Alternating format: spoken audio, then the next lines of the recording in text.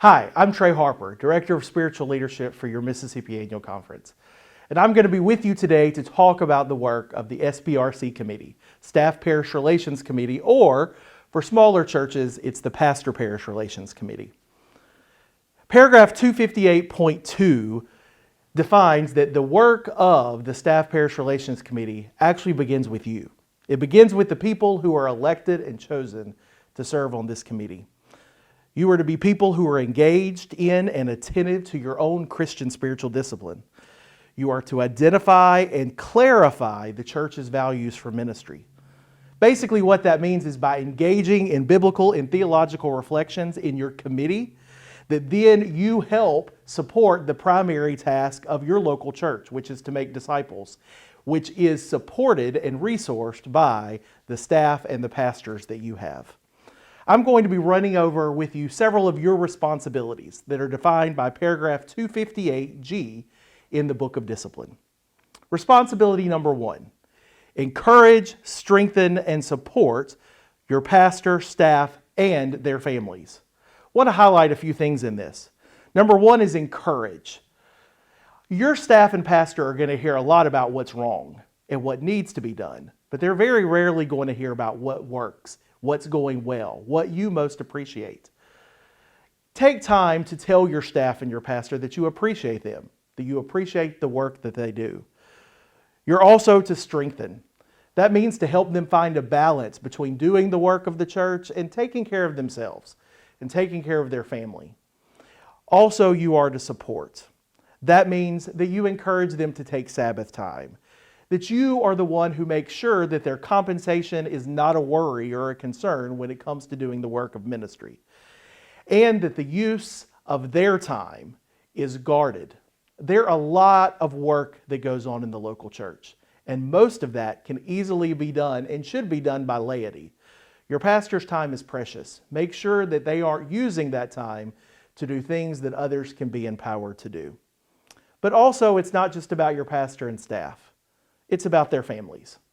You need to make their families feel special for who they are, not just for who they're attached to. Learn their names, their birthdays, things that they love, and take opportunities to reach out to them as individuals, not as an extension of your pastor or staff family. It's important that we make all of those who make up our leadership and ministry feel supported and encouraged to do their very best. Responsibility number 2. You are to confer with the pastor and staff concerning continuing education, spiritual renewal, wellness, and benefits and compensation. Let's start with continuing education. All clergy in the United Methodist Conference who are not in licensing school or in course of study or in seminary or in advanced course of study are required to have continuing education. Talk to your pastor about the continuing education requirements. We also encourage your staff to take continuing education opportunities. There are always things that we can learn to advance the kingdom of God. Also, spiritual renewal and wellness and benefits. Help them take care of themselves so that they can better take care for you. A couple of things that we want to talk about with regards to understanding the ministry of your pastor. Paragraph 338.1 defines full-time clergy. Full-time service means that a person's entire vocational time, as defined by the district superintendent in consultation with you, the SPRC, and the pastor, is devoted to the work of ministry. Anytime your pastor is going to be doing compensated work outside of the ministry of the church, it's important that you, the pastor, and the district superintendent have conversations about what will be required and how that will affect ministry. But the other thing we all know is there's no such thing as part-time ministry. There may be part-time clergy, but according to Barna statistics, most pastors give between 50 and 70 hours a week to the ministry of the church. And I'm going to let you in on a secret. Most of your pastors feel guilty whenever they're away from you. You have to be the one who helps your pastor set healthy boundaries to take time off each week, as well as to utilize their vacation time. The clergy vacation policy can be found in the conference journal. If you have any questions, feel free to contact the Office of Spiritual Leadership. But also taking time away sometimes is more than vacation. Sometimes they need time to process, perhaps complications in their life or difficulties that are happening in ministry. We also have resources for that. It's called the Employee Assistance Program. Your clergy can contact our office, and we are more than happy to help them get in touch with a counselor or some other professional to help them do some very much needed processing. Ministry is difficult and can be a burden. We want to do everything we can to resource your leadership. But also, it's not just about their mental and emotional health, it's also about their physical health. The Mississippi Annual Conference strongly encourages all clergy to have a wellness exam every year. It's important that we take care of our entire being so that we can do what is best for the kingdom of God. Now let's talk a bit about compensation. There's several rules you need to remember when it comes to your pastor's paycheck. Number one, it's our policy in the Mississippi Annual Conference to pay only at the end of a pay period. We never pay in advance. Also, reimbursements are given with receipts. That way we make sure that we are following all of our tax guidelines. And remember that all your clergy are required to receive a W-2 form. Things that are not in your pastor's compensation are continuing education expenses, pulpit supply expenses, as well as annual conference expenses. It's your responsibility as the chief advocate for your clergy to make sure that those expenses are covered within the budget of the church. There are a few other rules I want to highlight when it comes to deciding about compensation, because that is your responsibility. It's your responsibility as the SPRC to set the compensation for all paid staff. It is the Finance Committee's responsibility to resource that, and the Administrative Council's responsibility to approve it. Remember that you are paying the position, not the person. We all have clergy that we love and care for dearly, and we want them to have the very best. But part of our itinerary tells us that clergy may not be with you for very long. So you want to create a fair compensation for whoever stands in your pulpit and serves as your pastor. Also, be honest about what you can afford. On average, your staffing expenses should not take up more than half of your budget. I know some of you are thinking that sounds pretty amazing, but the reality is we have to be true to ourselves, and good stewardship is providing good and fair and sustainable compensation. Also, remember, you get what you pay for. If you don't know how your compensation relates to other compensation across the conference, your district superintendent is more than happy to have that discussion with you to make sure that what you're doing is fair and equitable. I also want to say a word about the parsonage for those of you who provide them. While the Board of Trustees is responsible for the physical provision and maintenance of the pastor's residence, it's your responsibility to protect the sanctity of their home. Remember, it is their home.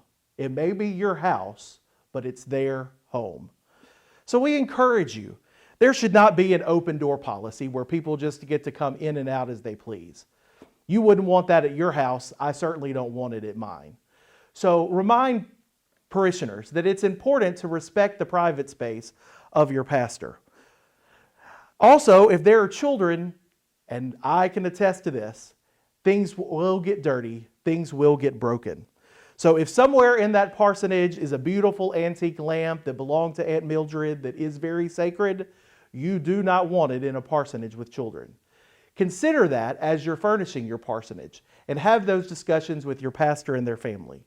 Believe me, they will be much more excited to have Aunt Mildred's lamp gracing someone else's table if their family can live there happily and easily.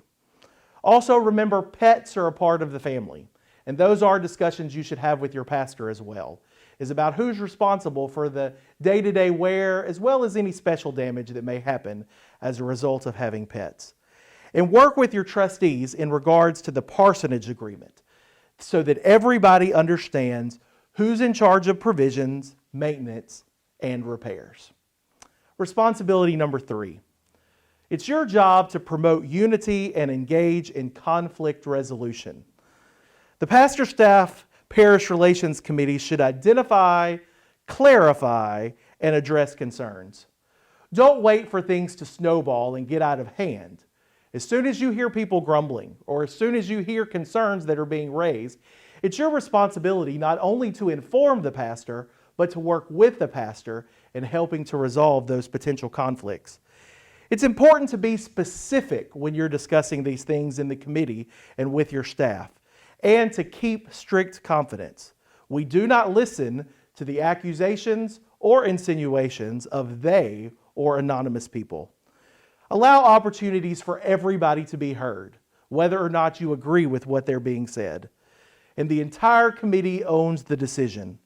If you need help in any of these kinds of conflicts, contact your district superintendent.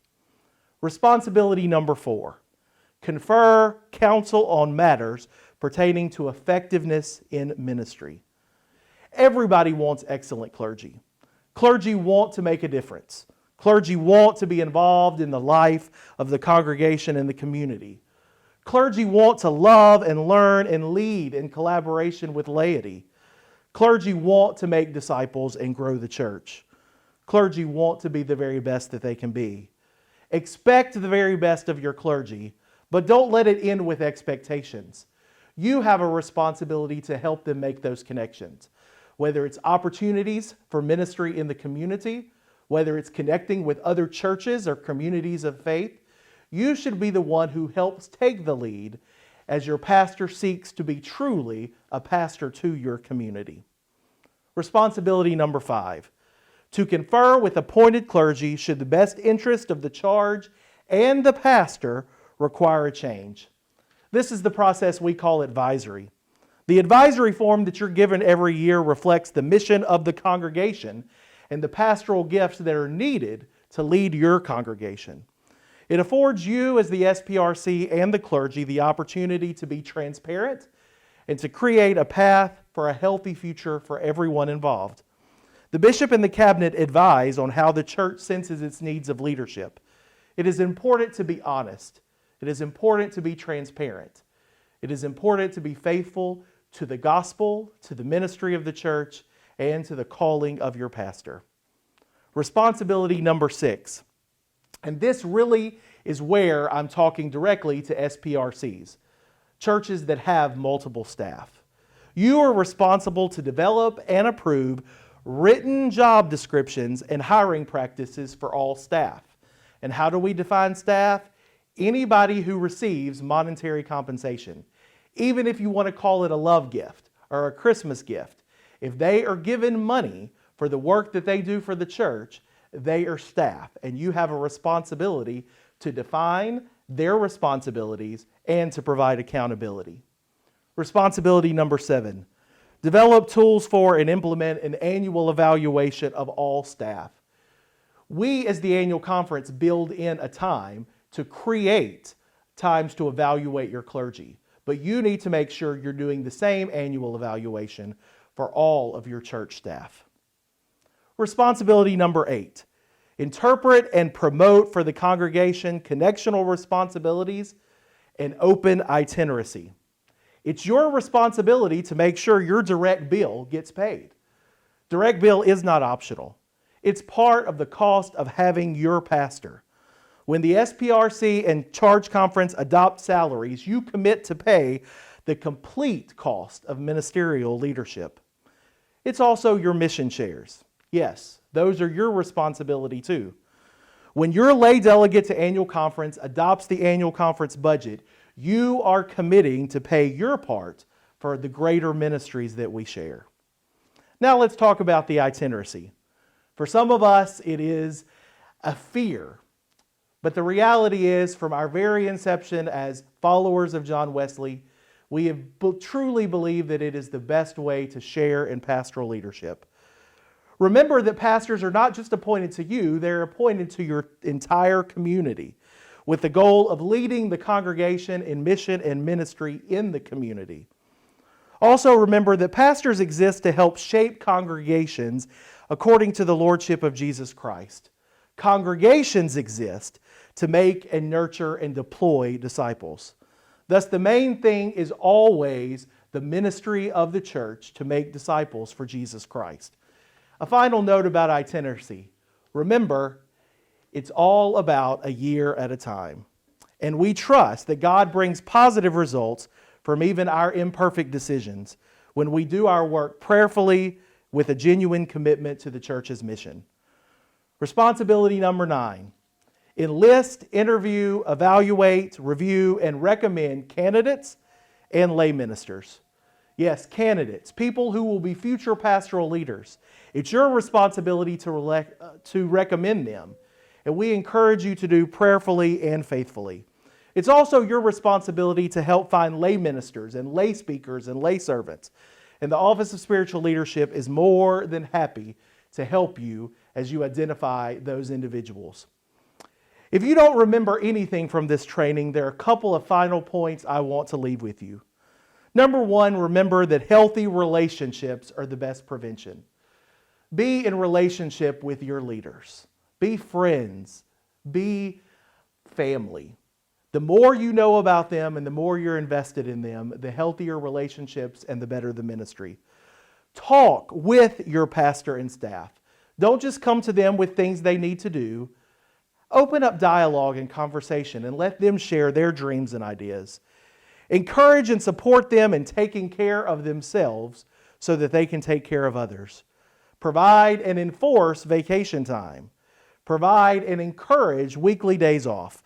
Provide funds for continuing education and course of study, and encourage and celebrate their accomplishments. Address symptoms before problems occur. And finally, remember that we are all called to be spiritual leaders.